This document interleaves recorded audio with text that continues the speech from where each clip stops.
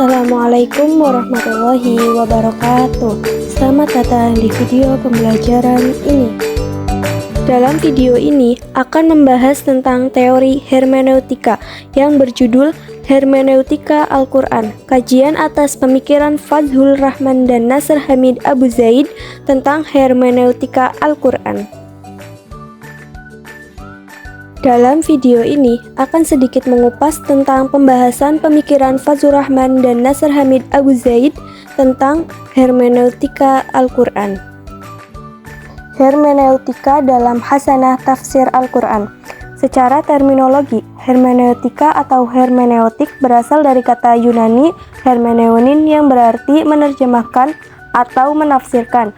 Dan secara epistemologi, hermeneutika adalah perangkat pemahaman teks termasuk Al-Quran yang berfungsi untuk memperkuat metodologi penafsiran Al-Quran. Yang salah satu fungsi dan peran hermeneutika adalah sebagai sebuah cara untuk mengkritisi pemahaman. Hermeneutika adalah sebuah perspektif baru dalam ilmu tafsir dengan konsep dan teori yang berasal dari para tokoh hermeneutika filosofis dan kritis. Sedangkan operasional hermeneutika modern dalam penafsiran Al-Quran bisa dikatakan sudah dirintis oleh Ahmad Han, Amir Ali, Ghulam Ahmad Parvez, Muhammad Abduh, kemudian disusul oleh Hasan Hanafi, Muhammad Arkun, Fadlur Rahman, Nasr Hamid Abu Zaid, dan masih banyak yang lainnya. Adian Husaini juga menyebutkan Aminah Wadud dan Khalid Abdul Fadl sebagai tokoh pengaplikasi hermeneutika Al-Quran. Dari beberapa tokoh tersebut, dalam pembahasan ini akan memfokuskan pada pemikiran Fadlur Rahman dan Nasr Hamid Abu Zaid yang memiliki karakteristik tersendiri dalam Hasanah Hermeneutika Al-Quran yang digagas oleh intelektual muslim modern. Fadlur Rahman.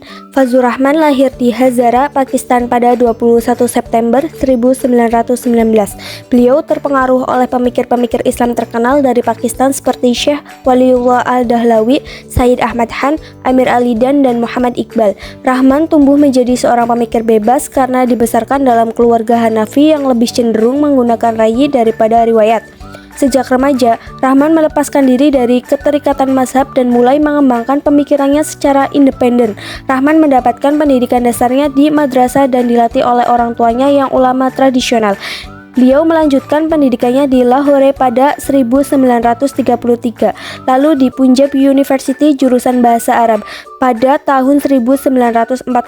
Beliau meraih gelar BA dan gelar master pada tahun 1942 di universitas yang sama. Pada tahun 1946, Rahman pergi ke Inggris dan belajar di Oxford University, di mana dia meraih gelar doktor pada tahun 1950 dengan disertai tentang Ibnu Sina. Rahman belajar berbagai bahasa Eropa selama di Inggris seperti Inggris, Latin, Yunani, Perancis, Jerman, dan Turki serta menguasai bahasa Urdu, Arab, dan Persia. Antara tahun 1950 sampai 1958, beliau menjadi Associate Professor di Institute of Islamic Studies, McGill University. Namun setelah pemerintahan modern Ayub Khan di Pakistan, Rahmat kembali untuk membantu negaranya. Beliau menjadi Direktur Pusat Lembaga Riset Islam selama periode 1961 sampai 1968 dan anggota Dewan Penasihat Ideologi Islam, praktik pemerintah dari dekat dan memperkasai Journal of Islamic Studies. Mendapat kecaman dari kaum tradisionalis dan tradisionalis di negara kelahirannya. Hijrah ke Los Angeles dan menjadi visiting profesor di Universitas California. Kemudian menjadi profesor pemikiran Islam di Universitas Chicago. Meninggal pada 26 Juli 1988 karena serangan jantung. Mendapatkan popularitas internasional setelah buku Afrikaans Psikologi London 1952 terbit. Buku ini membuktikan pengaruh Ibnu Sina terhadap St. Thomas Aquinas. Yang pertama, Ibnu Sina Prophecy in Islam, Chicago 1958. Yang kedua, Avicenna's De Anime, London 1959. Yang ketiga, Major Themes of the Quran, Minneapolis 1979. Islamic Methodology in History 1965. Yang kelima, Islam dan Modernity, Transformation of the Intellectual Tradition 1984. Yang keenam, Philosophy of Mulla Sadra, Albani 1975. Yang ketujuh, Islam, Chicago 1979. Dan yang kedelapan, Health and Medicine in the Islamic Tradition, Change and Identity New York 1987. Pemikiran hermeneutik Fazlur Rahman. Untuk peta pemikiran keagamaan Rahman, terdapat 3 periode yang dapat dibedakan. Pertama, pada dekade 50-an, karya-karya Rahman bersifat historis. Kedua, pada dekade 60-an, Rahman mulai menekuni kajian Islam normatif di Pakistan. Ketiga, mulai dari tahun 1970, Rahman didukung dengan metodologi sistematis dalam kajian di Chicago. Kajian Rahman tentang Al-Quran tidak membahas otentitasnya, melainkan pemahaman tentang Al-Quran. Kajian Barat modern cenderung menafsirkan otentitas Al-Quran. Kesalahan intelektual Barat modern mencari pengaruh Yahudi Kristen dalam Al-Quran dan hanya mengkaji kronologi ayat-ayat. Pembahasan karya-karya yang membahas kandungan dan aspek-aspek Al-Quran penting. Rahman kritis terhadap kaum muslim yang kurang menghayati relevansi Al-Quran untuk masa kini. Umat Islam perlu menyajikan Al-Quran untuk memenuhi kebutuhan umat manusia saat ini. Kontekstualisasi Al-Quran penuh dengan konsekuensi dan resiko, namun perlu dihadapi dengan ketulusan dan keteguhan hati. Pemikiran Rahman tentang hermeneutika Al-Quran tidak terwujud dalam pemikiran yang utuh. Rahman tidak mengklaim menganut satu jenis hermeneutika tertentu, tetapi metodenya berbeda dari tafsir konvensional. Metode Rahman mengedepankan interpretasi teks yang berasal dari Barat, namun tetap mengakomodir ide-ide ulama tradisional. Metode hermeneutika Rahman dapat dilihat dari metode interpretasi sistematis yang terdiri dari 3 langkah. Pertama, pendekatan historis untuk menemukan makna teks Al-Quran. Kedua, membedakan ketetapan legal Al-Quran dengan sasaran dan tujuan yang menyebabkan terciptanya hukum ini, menghindari subjektivitas. Ketiga, memahami dan menentukan sasaran Al-Quran sambil memperhatikan latar belakang sosiologisnya. Langkah-langkah yang disarankan untuk teks tersebut dapat dipadatkan menjadi 2 bagian utama. Pertama, pentingnya pendekatan sosio-historis dalam memahami ayat-ayat Al-Quran dengan memperhatikan aspek sosiologisnya. Kedua, pentingnya membedakan antara ketetapan legal spesifik dan tujuan atau ideal moral Al-Quran dengan menggunakan teori gerakan ganda. Pendekatan sosio-historis bertujuan untuk mengurangi ketakutan terhadap ajaran Islam yang terpengaruh oleh ajaran-ajaran asing yang tidak berasal dari Al-Quran. Hal ini dilakukan dengan melihat sejarah turunnya ayat-ayat Al-Quran, sehingga dapat dipahami bahwa Al-Quran sesuai dengan konteks masa diturunkannya. Kritik Rahman menyoroti kurangnya pemahaman umat muslim terhadap relevansi Al-Quran untuk masa kini, sehingga Al-Quran tidak dapat memenuhi kebutuhan umat manusia saat ini. Untuk menelusuri hal ini, penting untuk merujuk pada hadis Nabi yang telah terdefinisi dengan jelas, yaitu kesesuaian matan hadis dengan Al-Quran dan akal. Rahman memberikan kesempatan luas kepada umat Islam untuk melakukan hal ini. Akal digunakan untuk menaksir sejauh mana riwayat tersebut dapat dikatakan sahih setelah ilmu bahasa Arab, asbabun nuzul dan sunnah. Teori gerakan ganda, double movement, oleh banyak kalangan dianggap sebagai teori hermeneutika Rahman yang berfokus pada konteks hukum dan sosial. Ide ini menekankan perlunya membedakan aspek legal spesifik Al-Quran dan aspek ideal moralnya, agar hukum yang dibentuk dapat mengabdi pada legal ideal moral. Teori ini merupakan perpaduan antara teori asbabun nuzul dari ulama tafsir tradisional dengan hermeneutika Barat, yang lahir karena teori asbabun nuzul tradisional cenderung mengabaikan pihak tertentu. Sebab musbab turunnya ayat. Teori selanjutnya, al-ibro bi khususi al-sabab, tabi umumi al-lafal, harus diakomodir. Al-Quran berbicara tentang dirinya sendiri dan pembedaan antara legal spesifik Al-Quran dan aspek ideal moralnya. Al-Quran merupakan respon ilahi terhadap situasi sosial moral Arab pada masa Nabi Muhammad. Gerakan yang dimaksud Rahman adalah proses dari pandangan umum ke pandangan spesifik yang harus diterapkan pada kondisi sekarang setelah kajian yang seksama. Operasional hermeneutika Al-Quran Fazlur Rahman mencakup hukum potong tangan, poligami, dan alam barzah. Dalam menafsirkan hukum potong tangan dalam surat Al-Maidah ayat 38, "Qattau aydiyahuma", Rahman menafsirkan bukan memotong tangan sang pencuri, karena masalah pencurian akan terhenti jika masyarakat memiliki kemampuan ekonomi yang layak. Tafsirnya adalah memperbaiki ekonomi agar tidak terjadi pencurian, bukan memotong tangan si pencuri. Poligami menurut Rahman sebenarnya dalam ayat tersebut memerintahkan monogami. Rahman menafsirkan surat Al-Nisa ayat 3 tentang diperbolehkannya menikah lebih dari satu. Namun praktek poligami hanya akan menunggu waktu untuk ditinggalkan oleh umat Islam. Mengenai alam barzah, Rahman menyatakan bahwa Al-Quran tidak menjelaskan hal ini secara detail, dan keyakinan tentang alam barzah dianggap sebagai adopsi dari ajaran Majusi yang berkembang di Iran. Menurut Rahman, alam kubur adalah awal dari kehidupan surga dan neraka. Nasr Hamid Abu Zaid lahir di Kahafah, dekat kota Tanta, Mesir pada 10 Juli 1943. Ayahnya seorang aktivis Al-Ikhwan Al-Muslimun dan dipenjara setelah eksekusi Syed Qutb. Nasr kecil sudah belajar dan menulis pada usia 4 tahun. Al-Quran dan Kutab adalah seorang yang menghafal Al-Quran pada usia 8 tahun dan dipanggil Syekh Nasr oleh anak-anak desanya. Beliau bergabung dengan gerakan Al-Ikhwan Al-Muslimun pada usia 11 tahun.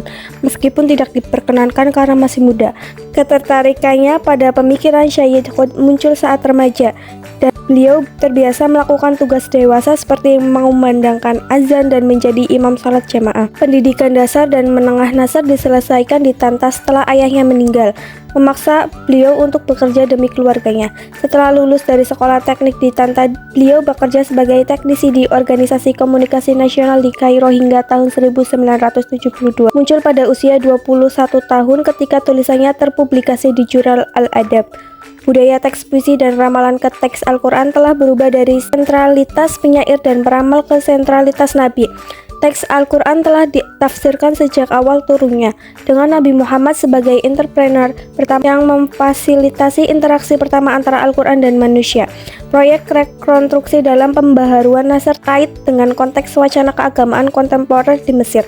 Tafsir di Mesir cenderung berorientasi pada kerangka ilmiah, lebih maju daripada di Arab Saudi yang lebih fokus pada petunjuk semata. Nasr bertujuan untuk mengaitkan kembali kajian Al-Quran dengan kajian sastra serta mengkaji Islam secara objektif dalam upayanya. Dianggap sebagai interpretasi terbaik dari mazhab sastra atau mazhab Al-Khuli. Selain itu, Nasr Hamid Abu Zaid membahas konsep al-maskut anhu yang tak terkatakan dalam Al-Quran, mengindikasikan mereka yang disebut dalam teks tersebut namun tidak ada dalam realitas. Amin Khuli memimpin kelompok pada tahun 1964 dan mulai mengkritik Al-Ikhwan Al-Muslimun. Nasr belajar di Universitas Kairo dan lulusan dengan predikat cum laude. Dia mulai fokus pada studi Islam, terutama Al-Quran setelah kebijakan universitas. Nasr mendapat beasiswa dari Ford Foundation untuk belajar di American University di Kairo selama 2 tahun. Beliau meraih gelar MA dan PhD dalam studi Islam. Nasr memulai karirnya di Universitas Kairo pada tahun 1981 dan mengalami tragedi saat beliau ditolak promosi profesor penuh karena dianggap merusak ortodoksi Islam. Beliau dianggap murtad dan menghadapi masalah hukum terkait pernikahannya dengan seorang non-muslim.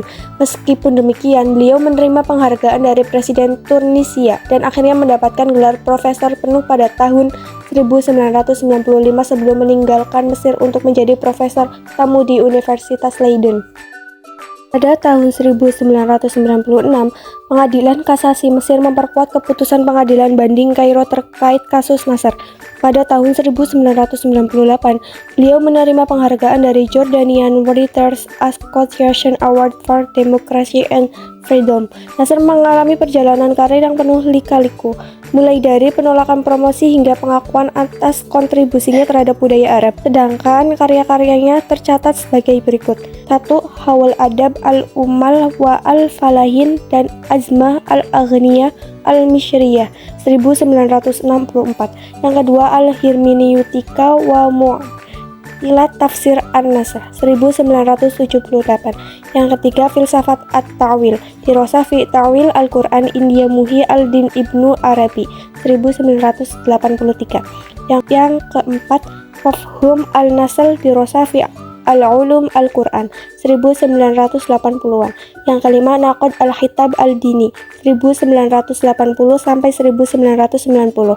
Yang keenam, Al-Imam Al-Syafi'i wa At-Ta'sis Al-Aidiyulujiyah Al-Wasatiyah 1990-an. Yang ketujuh, Isyakaliyat Al-Qiraah wa Aliyat At-Tawil 1994. Yang kedelapan, Al-Ma'raf fi Al-Khitab Al-Azmah 1994. Yang kesembilan, Al-Nasr Al-Sultah Al-Haqiqah 1995. Yang kesepuluh, Dawair Al-Khawf Qiraah fi Khitab Al-Mar'ah 1995. Pemikiran hermeneutik Nasr Hamid Abu Zaid. Nasr Hamid Abu Zaid, seorang pakar hermeneutika sejak 1978, mengemukakan bahwa hermeneutika adalah ilmu baru yang membuka wawasan. Beliau memandang Al-Quran sebagai teks yang dapat dipahami secara ilmiah, sebagaimana halnya teks dalam bahasa lain. Teks tersebut membahas peran penting Al-Quran dalam sejarah peradaban Islam. Dengan Adian Husaini menuduh Nasr menempatkan Nabi Muhammad sebagai semacam pengarang Al-Quran. Nasr menekankan perbedaan konsep antara teks dan mushaf, di mana teks memerlukan pemahaman dan interpretasi sedangkan mushaf tidak. Nasr mengembangkan teorinya tentang teks dalam konteks hubungan antara teks bahasa, budaya, dan sejarah, membagi teks menjadi primer Al-Quran dan sekunder sunnah Nabi. Proses tanzil teks primer menurut Nasr dijelaskan mirip dengan proses ramalan atau puisi pra-Islam yang memungkinkan komunikasi antara jin dan manusia. Budaya teks puisi dan ramalan ke teks Al-Quran telah berubah dari sentralitas penyair dan peramal ke sentralitas Nabi. Teks Al-Quran telah ditafsirkan sejak awal turunnya dengan Nabi Muhammad sebagai entrepreneur pertama yang memfasilitasi interaksi pertama antara Al-Quran dan manusia. Proyek rekonstruksi dalam pembaharuan Nasr terkait dengan konteks wacana keagamaan kontemporer di Mesir. Tafsir di Mesir cenderung berorientasi pada kerangka ilmiah, lebih maju daripada di Arab Saudi yang lebih fokus pada petunjuk semata.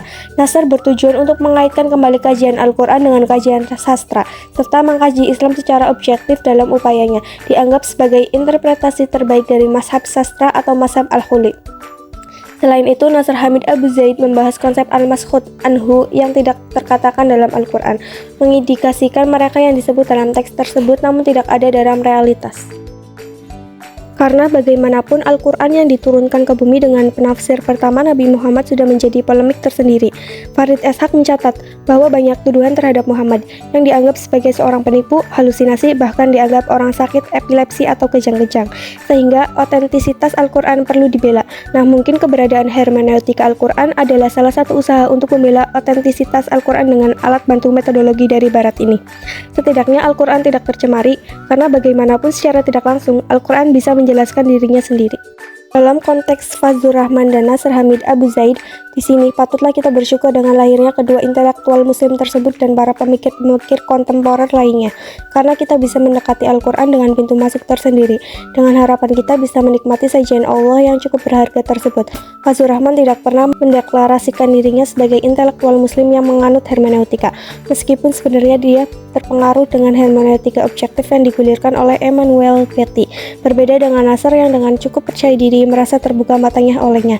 Namun keduanya sepakat kalau Al-Quran harus direinterpretasi sesuai konteks zamannya. Meskipun tidak tertutup kemungkinan ada motivasi-motivasi Ihsaniyah baik berupa ideologi, aliran, dan kelompok-kelompok tertentu dalam usaha interpretasi tersebut. Setidaknya, kerja-kerja intelektual kedua muslim ini adalah bagian dari modernisasi Islam yang menempatkan akal dalam proporsi yang tepat setelah Al-Quran dan Sunnah Nabi. Bagi mereka, mengkaji Al-Quran dalam perspektif mereka adalah mendudukan Al-Quran layaknya teks-teks lainnya, tanpa meragukan otentitasnya. Namun mereka sepakat bahwa Nabi Muhammadlah seorang entrepreneur pertama terhadap Al-Quran di dunia ini. Beberapa contoh operasional hermeneutika keduanya dalam menafsirkan Al-Quran dalam semakin meneguhkan kita bahwa misi interpretasi teks yang mengedepankan ideal moral.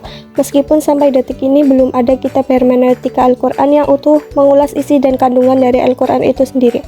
Hal ini mungkin disebabkan oleh disibukkannya mereka dengan perumusan metodologis yang belum selesai, atau mereka terjebak dengan konsep dan metodologi yang mereka bangun, sehingga mereka tidak bisa menembus batas yang mereka gariskan. Terima kasih telah menonton video ini, semoga bermanfaat. Wassalamualaikum warahmatullahi wabarakatuh.